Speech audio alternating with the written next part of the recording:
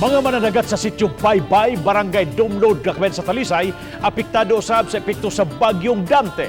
Ang report ni Faye Marie Dumabok.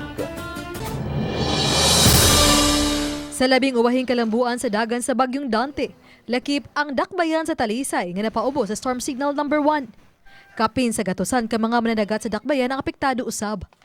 Sukad gahapon kining kapin sa gatusan ka mga sakayan ang wa na magamit pa sa mga mananagat dinhi sa Barangay Dumlog tungod sa kabati sa panahon ug kabaluron sa dagat.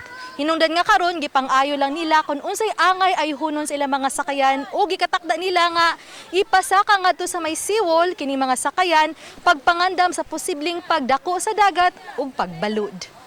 Pipila kanila, hinay-hinay nang nihipo sa ilang mga sakayan. Samtang uban, nabisi sa pag-andam sa ilang mga gamit sa panagat. Kinang hinaos sila nga mamaayo na ang dagan sa panahon.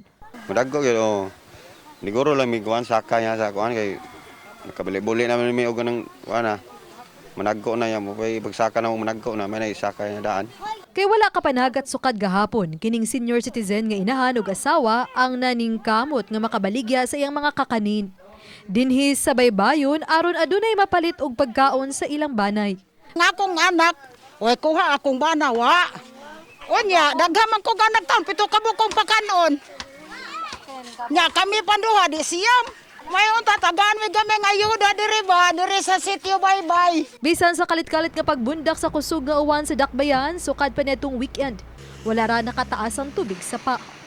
Apan Local Disaster Risk Reduction and Management Office, naka-blue alert status. Ang mga personnel, naka-standby alert na sila, even ang katong off-duty. If there is landslide diri sa Talisay, sagad ang maapektuhan, ang iyahara yung karsada, matabunan. And then, i-clearing na po na dito sa mga kontraktor sa DPWH, makaagi na po.